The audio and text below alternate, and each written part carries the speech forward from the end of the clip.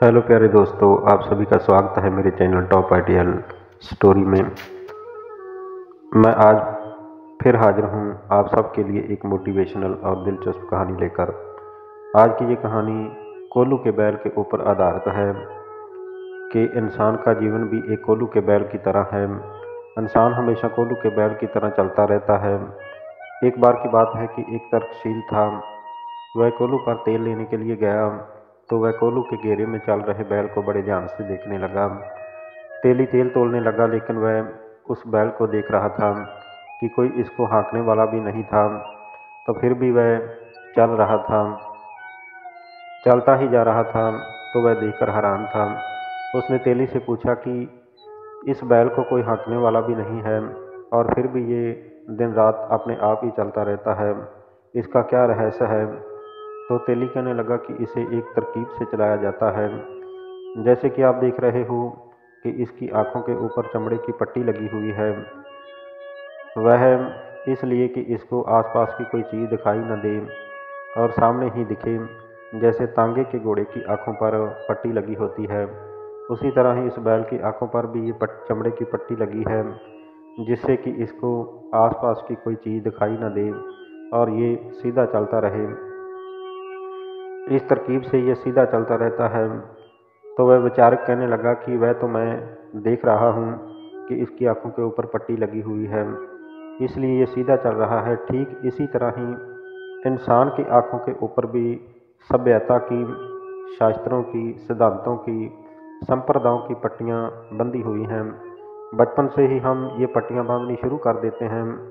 हमारी शिक्षा और कुछ भी नहीं है, आंखों पर पट्टियाँ बांधने का एक उपाय है।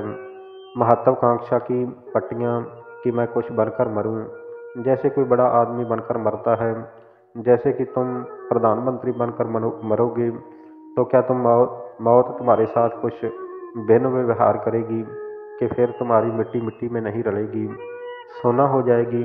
ऐसा कुछ भी होने वाला नहीं है। जैसे धन छोड़कर मरना, क्या धन छोड़कर मरने वाला किसी स्वर्ग में प्रवेश करता है? और नाम कमाकर मरने वाले का नाम कितनी देर तक टिकेगा? कितने लोग आए और कितने लोग गए? क्या नाम टिकता है? किसका नाम टिकता है?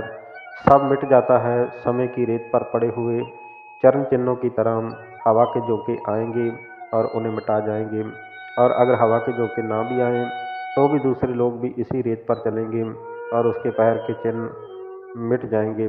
बड़े से बड़े नामवर लोगों को के नाम मिटते चले जाते हैं और उनके नाम भूलते चले जाते हैं। सब धूल में समा जाते हैं। इतिहास के पन्नों में कहीं कहीं एक आध टिप्पणियाँ, छोटी मोटी जगह नाम छूट जाएंगे, मगर उसका भी क्या मूल्य है। इतिहास की किताबें भी खो जाती हैं, जल जाती हैं या जला दी जाती हैं। आदमी कितनी सदियों से ही जी रहा है। इतिहास तो हमारे पास केवल 2000 साल का है और जैसे जैसे इतिहास लंबा होता जाएगा पुराना इतिहास छोटा होता जाएगा, क्योंकि नए को याद करें कि पुराने को, इसका क्या मूल्य है। उस विचारक ने फिर से कहा कि पट्टियाँ तो मुझे दिखाई पड़ती हैं, ठीक वैसे ही जैसे कि आदमी की आंख पर पट्टियाँ बंधी हैं, मगर फिर भी मैं ये पूछता हूँ कि पट्टियाँ तो बंधी हैं, कोई हाँक तो नहीं रहा है, ये चलता क्यों है, रुक क्यों नहीं जाता? तो तेली ने कहा कि जरा गौर से देखो, मैंने इसके गले में एक घंटी बांध रखी है। जब तक इसकी घंटी बजती रहती है मैं समझता हूँ कि बैल चल रहा है। जैसे इसकी घंटी बजना बंद रुकती है, उछल कर मैं जाकर इसको हाँक देता हूँ।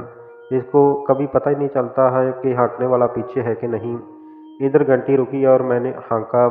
ये कोड़ा देखते हो बगल में जो रखा है, कई बार मैं इसी यहीं बैठे बैठे ज़मीन पर पटक देता हूँ तो ये चल पड़ता है।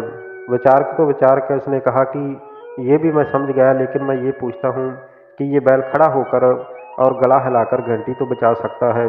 तेली ने कहा कि धीरे धीरे आहिस्ता आहिस्ता बोलो, कहीं बैल सुन लेगा तो मेरे लिए मुसीबत हो जाएगी। तुम जल्दी अपना तेल लो और रास्ते पर लगो, कहीं आपकी बातें मेरा बैल न सुन ले। फिर तेली कहने लगा कि ये बैल इतना तार्किक नहीं है कि बैल सीधा साधा बैल है, ये कोई दार्शनिक नहीं है, ये इतना गणित नहीं जानता कि जो कि खड़े होकर गला हिलाने लगे। ये तो सिर्फ चालबाज आदमी ही कर सकता है।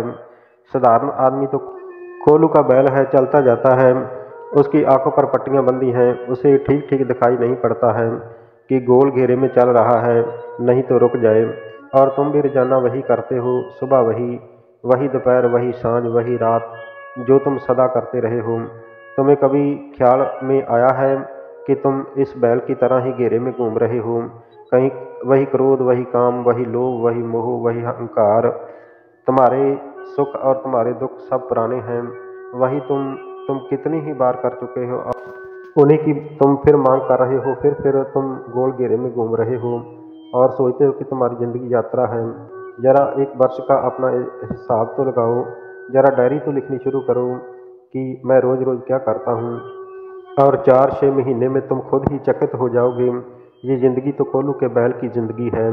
ये तो मैं रोज ही रोज करता हूँ, वही झगड़ा, वही फसाद, फिर वही दोस्ती, फिर वही दुश्मनी। तुम्हारे संबंध संबंध, तुम्हारा जीवन, तुम्हारे रंग ढंग सब एक गोल घेरे की तरह है। इसलिए तुम्हारी जिंदगी में कोई निष्कर्ष आने वाला नहीं है। तुम कहीं पहुंचोगे नहीं, तुम चलते चलते मर जाओगे और फिर किसी गर्भ में पैदा होकर चलने लगोगे।